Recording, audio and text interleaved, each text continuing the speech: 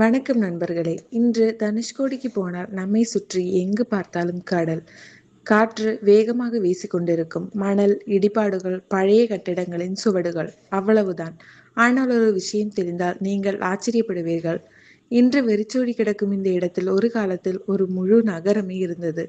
ரயில் நிலையம் இருந்தது, தபால் நிலையம் இருந்தது, கடைகள் இருந்தன, பள்ளி இருந்தது, தேவாலயம் இருந்தது. மக்கள் தங்கள் குடும்பங்களுடன் வாழ்ந்தார்கள். ரயில்கள் வந்து சென்றன. இலங்கைக்கு செல்லும் பயணிகளால் தனுஷ்கோடி பரபரப்பாக இருந்தது. ஆனால் 1964ஆம் ஆண்டு டிசம்பர் மாதத்தில் வந்த ஒரு இரவு அந்த நகரத்தின் வரலாற்றையே மாற்றிவிட்டது. கடல் தனது எல்லையை தாண்டியது. காற்று தனது கோபத்தை காட்டியது. ஒரு ரயில், நூற்றுக்கணக்கான உயிர்கள், ஒரு நகரம், எல்லாமே அந்த பேரழிவின் நடுவில் சிக்கிக் கொண்டன. அந்த இரவில் தனுஷ்கோடியில் உண்மையில் என்ன நடந்தது? அதை தெரிந்து கொள்ள நாம் முதலில் 1964க்கு முன்பிருந்த தனுஷ்கோடிக்கு செல்ல வேண்டும். அப்போது தனுஷ்கோடி எப்படி இருந்தது? இன்று தனுஷ்கோடி என்ற பெயரை கேட்டாலே நமக்கு நினைவுக்கு வருவது வெறிச்சோடிய கடற்கரை. ஆனால் 1964க்கு முன்பு நிலைமை முற்றிலும் வேறாக இருந்தது. தனுஷ்கோடி ஒரு முக்கியமான போக்குவரத்து நகரமாக இருந்தது. இந்தியாவிலிருந்து இலங்கைக்கு செல்லும் பயணத்தில் தனுஷ்கோடிக்கு முக்கியமான இடம் இருந்தது. ரயிலில் பயணிகள் தனுஷ்கோடி வரை வருவார்கள். அங்கிருந்து கடல் வழியாக இலங்கைக்கு செல்லும் ஏற்பாடுகள் இருந்தன.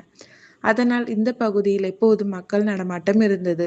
வியாபாரிகள், ரயில்வே ஊழியர்கள், மீனவர்கள், பயணிகள், குடும்பங்கள் என்று அந்த நகரம் பரபரப்பாக இயங்கிக் கொண்டிருந்தது. இன்று நாம் பார்க்கும் இடிபாடுகளை பார்த்தால் அங்கே இப்படி ஒரு நகரம் இருந்ததா என்று கூட நம்ப முடியாது. ஆனால் இருந்தது. அந்த நகரத்திற்கு ஒரு எதிர்காலமும் இருந்தது. ஆனால் அந்த எதிர்காலம் ஒரே இரவில் முடிவுக்கு வரும் என்று யாருக்கும் தெரியாது. அந்த காலத்தில் இந்தியா இலங்கை பயணம் இன்று இருப்பதைப் போல இல்லை. இன்று போல் விமானங்கள், பெரிய கப்பல்கள் என எளிதாக பயணம் செய்ய முடியாது.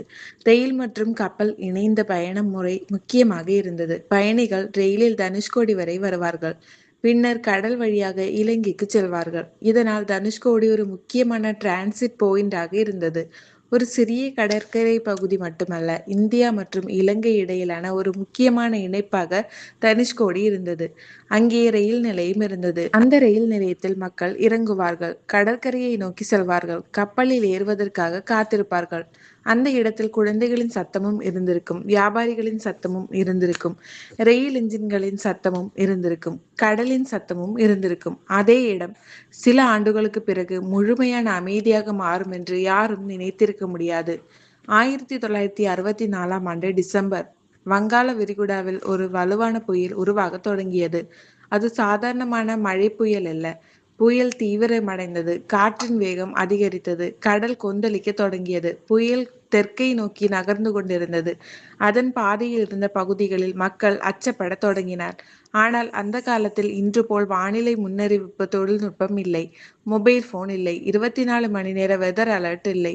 சமூக ஊடகங்கள் இல்லை. அதனால்தான் ஒரு மிகப்பெரிய பேரழிவு தங்களை நோக்கி வந்து கொண்டிருக்கிறது என்பதை மக்கள் முழுமையாக உணர முடியவில்லை. தனுஷ்கோடி கடலுக்கும் நிலத்திற்கும் இடையில் அமைந்திருந்த ஒரு குறுகிய பகுதி. அதனால் கடலின் கோபத்திற்கு அது மிகவும் பாதிக்கப்படக்கூடிய இடமாக இருந்தது. டிசம்பர் 22 முதல் 23ஆம் தேதிக்குள் புயலின் தாக்கம் மிகவும் கடுமையானதாக மாறியது. காற்று வேகமாக வீச தொடங்கியது. மழை தொடர்ந்து பெய்தது. கடல் அலைகள் உயரத் தொடங்கின. இரவு நேரம். தனுஷ்கோடியில் இருந்த மக்கள் தங்கள் வீடுகளுக்குள் இருந்திருக்கலாம்.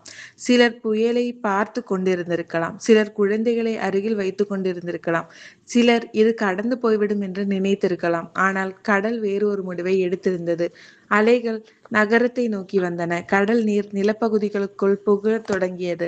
காற்றின் வேகம் அதிகரித்து கொண்டே இருந்தது. சில கட்டிடங்கள் சேதமடைந்தன. மக்கள் தப்பிக்க முயன்றனர். ஆனால் தனுஷ்கோடி ஒரு குறுகிய நிலப்பகுதியாக இருந்ததால் தப்பிப்பதற்கான வாய்ப்புகள் மிகவும் குறைவாக இருந்தன. அந்த இரவு ஒரு நகரம் தனது கடைசி இரவை சந்தித்து கொண்டிருந்தது. இந்த பேரழிவின் மிகவும் சோகமான சம்பவங்களில் ஒன்று தனுஷ்கோடியை நோக்கி வந்த ரயில். அது பாம்பன் தனுஷ்கோடி பாசஞ்சர் ட்ரெயின். புயலின் தாக்கம் அதிகரித்து கொண்டிருந்த நேரத்தில் ரயில் தனுஷ்கோடியை நோக்கி வந்து கொண்டிருந்தது. ரயிலில் பயணிகள் இருந்தனர். ரயில்வே ஊழியர்கள் இருந்தனர். வெளியில் காற்று, மழை, கடல் எல்லாமே ஆபத்தான நிலைக்கு சென்று கொண்டிருந்தது. ரயில் தனுஷ்கோடி அருகே சென்றபோது பேரழிவு நிகழ்ந்தது. பெரிய அலை ரயிலை தாக்கியது. ரயில் தடம் புரண்டது.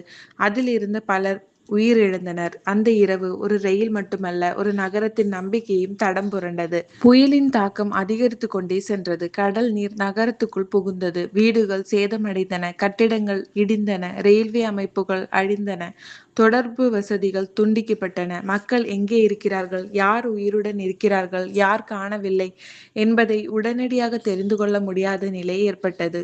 அடுத்த நாள் புயல் ஓய்ந்த பிறகு அங்கே இருந்த காட்சி ஒரு நகரம் இருந்ததற்கான அடையாளங்களையே அழித்துவிட்டது. சில கட்டிடங்களின் சிதிலங்கள் மட்டுமே இருந்தன. மணல் எங்கும் பரவி இருந்தது. கடல் தொடர்ந்து அலைத்து கொண்டே இருந்தது. ஒரு நாள் முன்பு மக்கள் வாழ்ந்த இடம் இப்போது மரண அமைதியில் இருந்தது. பேரழிவுக்கு பிறகு தனுஷ்கோடியை மீண்டும் பழைய நிலைக்கு கொண்டு வருவது மிகவும் கடினமானதாக இருந்தது. அந்த பகுதி தொடர்ந்து புயல் மற்றும் கடல் அபாயத்திற்கு உள்ளாகக்கூடியது. முழு நகரத்தையும் மீண்டும் கட்டி எழுப்புவது நடைமுறையில் சாத்தியமற்றதாக கருதப்பட்டது. அதனால் தனுஷ்கோடி தனது பழைய நகர வாழ்க்கையை இழந்தது. ஒரு காலத்தில் மக்கள் நிறைந்திருந்த தெருக்கள் மெல்ல மெல்ல வெறிச்சோடியன. ரயில் சேவை முடிவுக்கு வந்தது. பழைய கட்டிடங்கள் சிதிலங்களாக மாறின. தனுஷ்கோடி ஒரு நகரத்திலிருந்து ஒரு நினைவு சின்னமாக மாறியது. இன்று நீங்கள் தனுஷ்கோடிக்கு சென்றால் சில பழைய கட்டிடங்களின் சிதிலங்களை பார்க்கலாம். அந்த சுவர்களை பார்த்து கொண்டிருக்கும் போது ஒரு விஷயம் மனதில் தோன்றும். இங்கே ஒரு காலத்தில் மக்கள் வாழ்ந்தார்களா? ஆம், வாழ்ந்தார்கள். இங்கே குழந்தைகள் ஓடி இருக்கலாம். இங்கே கடைகள் இருந்திருக்கலாம். அங்கே ரயில் வந்து நின்றிருக்கலாம். இங்கே மக்கள் இலங்கைக்கு செல்ல காத்திருந்திருக்கலாம். ஆனால் இப்போது அந்த சத்தங்கள் எதுவும் இல்லை. காற்றின் சத்தம் மட்டும், கடலின் சத்தம் மட்டும். அதனால்தான் தனுஷ்கோடி இன்று ஒரு வரலாற்று பகுதி மட்டுமல்ல, ஒரு நகரம் இயற்கையின் முன் எவ்வளவு பலவீனமானது என்பதை நினைவூட்டும் இடமாகவும் இருக்கிறது.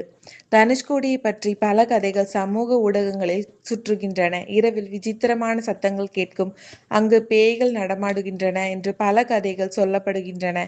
ஆனால் இவற்றில் பலவற்றுக்கு உறுதியான ஆதாரங்கள் இல்லை. உண்மையில் தனுஷ்கோடியின் மர்மம் பேய்களில் இல்லை, அதன் வரலாற்றில் தான் இருக்கிறது. ஒரு காலத்தில் மக்கள் வாழ்ந்த நகரம் ஒரு பேரழிவுக்கு பிறகு இப்படி சிதிலங்களாக மாறியிருப்பதே மிகப்பெரிய மர்ம உணர்வை ஏற்படுத்துகிறது. 1964 தனுஷ்கோடி புயல் ஒரு இயற்கை பேரழிவு. ஆனால் அது நமக்கு பல விஷயங்களை சொல்லித் தருகிறது. கடலுக்கு அருகில் வாழும் மக்கள் இயற்கையின் சக்தியை ஒருபோதும் குறைத்து மதிப்பிடக்கூடாது. வானிலை எச்சரிக்கைகளை கவனிக்க வேண்டும். புயல் காலங்களில் பாதுகாப்பான இடங்களுக்கு செல்ல வேண்டும். ஏனென்றால் இயற்கை அமைதியாக இருக்கும்போது அது அழகாக இருக்கும். ஆனால் அது கோபப்படும் போது மனிதர்கள் கட்டிய நகரங்களையே மாற்றிவிடும். இன்று தனுஷ்கோடியின் கடற்கரையில் நின்று கடலை பார்க்கும்போது நமக்கு ஒரு அழகான கடற்கரை தான் தெரியும். ஆனால் அந்த மணலுக்கு அடியில் ஒரு நகரத்தின் நினைவுகள் இருக்கின்றன.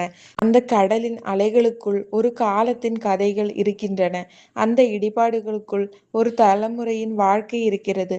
1964 அந்த இரவு தனுஷ்கோடியை அழித்திருக்கலாம். ஆனால் அந்த நகரத்தின் வரலாற்றை அழிக்க முடியவில்லை. அதனால்தான் இன்றும் தனுஷ்கோடி நம்மை அழைக்கிறது. நான் ஒரு காலத்தில் ஒரு நகரமாக இருந்தேன் என்று சொல்லிக்கொண்டே. இது ஒரு பேய்களின் கதை அல்ல, இது ஒரு நகரத்தின் கடைசி இரவின் கதை. தனுஷ்கோடி ஒரு அழிந்த நகரம் மட்டுமல்ல, இயற்கையின் சக்திக்கும் மனித வாழ்க்கையின் நிலையற்ற தன்மைக்கும் ஒரு உயிரோட்டமான நினைவு சின்னம். அந்த இரவில் உயிரிழந்த அனைவரையும் நினைவு கூர்ந்து இந்த தனுஷ்கோடியின் கதை இத்துடன் முடிவதில்லை. இது ஒவ்வொரு அலையிலும் இன்னும் சொல்லப்பட்டு கொண்டே இருக்கிறது. அந்த வீடியோ உங்களுக்கு பிடித்திருந்தால் லைக் செய்யுங்கள், ஷேர் செய்யுங்கள். மேலும் இது போன்ற உண்மை வரலாற்றுகளையும் மறைக்கப்பட்ட கதைகளையும் தெரிந்து கொள்ள நமது சேனலை சப்ஸ்கிரைப் செய்ய மறக்காதீர்கள். மீண்டும் ஒரு சுவாரஸ்யமான வரலாற்று கதையுடன் சந்திப்போம். நன்றி, வணக்கம்.